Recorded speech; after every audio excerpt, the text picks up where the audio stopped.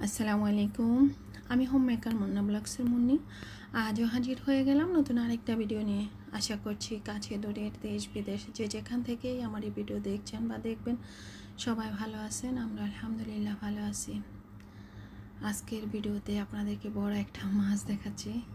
তো এই মাছটা আমার ভাইয়ের শ্বশুরবাড়ি থেকে যে সেদিন মেহমান আসছিল তারা নিয়ে আসছে। তো আইশালা মাছ আনা হয়তো বা ওনাদের ওখানকার নিয়ম মানা কি জানি না, তবে আমাদের এক এক অঞ্চলের এক এক জেলার এক এক বিভাগের মানুষের মানে কিছু প্রচলিত নিয়ম থাকে, হয়তো বা ওনাদেরও একটা এই নিয়ম ছিল আর কি। তো যার জন্য এই আইশালা মাছটা এনেছে। তো মাছটা খুব বড়, তবে কত কিলো সেটা আমি বলতে পারবো না, দেখে বুঝতে পারতেছেন অনেক বড়। তো সেটা যেদিন এনেছিল সেদিনই কিন্তু এটা ডিপ ফ্রিজে রেখে দিয়েছিল আস্তই। তো পরে নামিয়ে নিয়েছে। তো আম্মা আর আমাদের এক পাশের বাড়ির এক আপা হয় আর কি, আমরা আপা ডাকি। তো ওই আপা সহ এটাকে মানে পরিষ্কার করে নিচ্ছিল, কারণ আমার পক্ষে সম্ভব না যে এটার আইস ছাড়ানো বা কাটাকুটি করা। তো আরও একজন কিন্তু আম্মাকে অনেক সাহায্য করবে, সেটা একটু পরে দেখতে পাবেন। তো এই তো আঁশটা ছাড়িয়ে নিচ্ছে। তো আমি কিন্তু এই ভিডিওটা করি নাই, আমি কিন্তু ঘরে শোয়া ছিলাম, কারণ আমার শরীরটা খুব খারাপ লাগতেছিল। তো তার জন্য আমি শুয়েছিলাম। তো আমার মেয়ে যে ভিডিও করে রেখেছে, তো সেটাই আপনাদের সাথে আসলে শেয়ার করতেছি। তো ঘাটলায় নিয়ে আসছে যাতে পরিষ্কার করে আইসটা ছাড়িয়ে তারপরে নিতে পারে আর কি। তো আইসগুলো আবার এক সাইডে ফেলে দিচ্ছে যাতে মানে সিঁড়ির মধ্যে না থাকে আর কি। তো এক সাইড করে রেখে দিচ্ছে। তো আমার মায়ের কাজ কিন্তু খুব সুন্দর। দেখেন সিঁড়ির মধ্যে কিন্তু একটু শ্যাওলাও নাই, কারণ এটা প্রতিনিয়তই এটা পরিষ্কার করা হয়। যদি দেখে একটু মাটি এমনিতে পানি ছেড়ে দেয়, এমনটাই করে আর কি।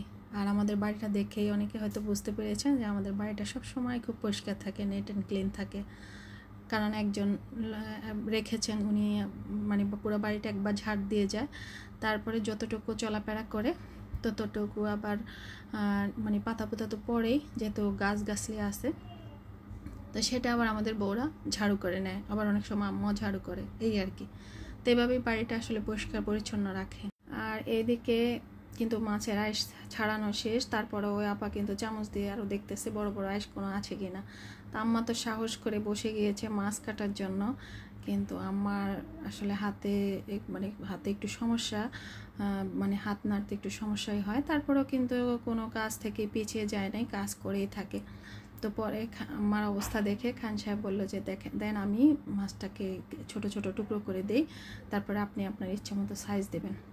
তো আমি যখন ভিডিওটা দেখতেছিলাম, কারণ আমার কাছে আমি তো আর ভিডিও করার সময় বা মাছ কাটার সময় কাছে ছিলাম না, তো আমার মেয়ে কিন্তু এইটা ভিডিও করেছিল। আমি কিন্তু তখন আবার আম কাটতেছিলাম, সবাই আম মাখা খাবে, তখন সেটা আমি আম মাখতেছিলাম। তো আমি যখন ভিডিও এডিট করতেছিলাম, তো খান সাহেবকে বলতেছিলাম এইসব মাছ কাটলে নাকি বকশিশ দিতে হয়, তো আপনি তো বকশিশ ছাড়াই মাছটা কেটে দিলেন, তা আপনার শালার বউদের কিছু বললেন না? তো বলতেছে কি বলো, আমি তো আম্মাকে সাহায্য করেছি, আম্মা তো একা একাই মাছটা কাটতো, ওনার খুব কষ্ট হয়ে যেত, তার জন্য আমি আম্মাকে সাহায্য করেছি, আমি কেন ওদের থেকে বকশিশ নেব। তবে ভাগ্য ভালো, আমার খালারা কেউ যদি থাকতো তাহলে কিন্তু বকশিসটা অবশ্যই মানে উসুল করে ছাড়তো, কারণ ওনারা এইসব ব্যাপারে খুব মজা করে। আর আমার কাছে এইসব জিনিস ছাওয়া মানে হচ্ছে কি, টাকাটার কথা যখন মনে পড়ে যায় যে টাকা কিন্তু একটা বিশ্রী ব্যাপার স্যাপার। এই টাকা ছাড়া আমাদের একটা পা চলে না, আবার এই টাকা দিয়েই যত অঘটন ঘটে। তা আমার কাছে যখন টাকার ব্যাপার স্যাপার আসে, তখন আমি এসব জিনিসগুলোকে সবসময় ইগনোর করি। আর খান সাহেবকে কিন্তু আমি দুষ্টমি করে বলেছি, কারণ আমি তো পরে শুনেছিও যে উনি মাছটা কেটেছেন। তারপরে আম্মা খেতে খেতে আমি আবার একটু উকি দিয়ে দেখছিলামও যে উনি মাছটা কেটে দিচ্ছিলেন, কিন্তু আমি কিন্তু সেটা বলি নাই। তো ওনাকে আমি আবার যখন শুয়ে শুয়ে এডিট করতেছিলাম, তখন বলতেছিলাম যে আপনি তো এইসব মাছ কাটতে গেলে মানুষ বকশিশ চায়।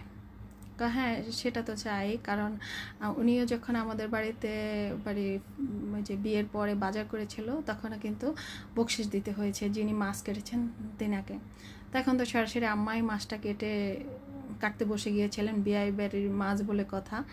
তো আম্মা তো আর বকশিশ চাইবেও না আম্মাকে, বা এসব ব্যাপার আসলে আমরা কেউই কোনো কথাই বলি নাই, কারণ আমরা ভাই বোনরা ভাইয়ের বউরা তারাই ছিলাম। তো আমাদের বাড়ির পাশে যে খালা ছিল, সে থাকলেও কিন্তু এটা আসলে উসুল করে ছাড়তো আমার ভাই এবং ভাইয়ের বউর কাছ থেকে। তো সেটা নিয়ে আবার অনেকক্ষণ মজা করলাম। তো এই তো মাছটা কিন্তু উনি দেখেন ছোট ছোট টুকরো করে দিচ্ছিল। তো আম্মা অবশ্য দেখিয়ে দিচ্ছিল যে কিভাবে কাটবে। তো সেভাবেই আম্মাকে আসলে সাহায্য করতেছিল। তো পরে আবার উনি বলতেছিল, জানো এই মাছটা যদি আম্মা কাটতো আমার খুব কষ্ট হতো, যার জন্যই আমি আম্মাকে মাছটা একটু এভাবে কেটে দিয়েছিলাম। তো উনি কিন্তু আগেও অবশ্য বাড়িতে যখন বড় মাছ নাকি নিয়ে আসতো তিনি তার ভাবিদেরকে নাকি মাছটা কেটেই দিত। তো বললাম যে আমাকে তো কখনো মাছটা কেটে দেন না, তো ওনাদেরকে তো মাছ কেটে দিতেন, তো কোনো দিন তো আমাকে কেটে দেন নাই। তো বলতেছে আমি তো বাজার থেকে এখন কেটে আনি, যার জন্য আর কাটতে হয় না। তো আসলে যখন যেভাবে থাকে মানুষ আসলে ওইভাবে ওই পরিস্থিতিটা ওইভাবে মানুষ মোকাবেলা করে, এই আর কি, আর কিছু না। তো মাছ তো খেয়েছিলাম সেই দিন, আর সেটা তো আর ভিডিও করি নাই। তারপর হচ্ছে গিয়ে আমাদের জন্য আবার আম্মা বাসার জন্য মাছ দিয়েছিলেন, তো সেটাও রান্না করে কিন্তু অলরেডি খেয়ে ফেলেছি, সেই ভিডিও কিন্তু করি নাই। তো আমার ডাটা তো খুব প্রিয়, তো আমি খান সাহেবকে বলেছিলাম ডাটা দিয়ে আমি মাছটা রান্না করে খাবো, কারণ বাড়িতে তো ভুনা মাছ খেয়েছিলাম, টমেটো দিয়ে ওইভাবে ভুনা করেছিল। তো আমি কিন্তু বাসায় কিন্তু ডাটা দিয়ে খাবো, ডাটা আলু দিয়ে।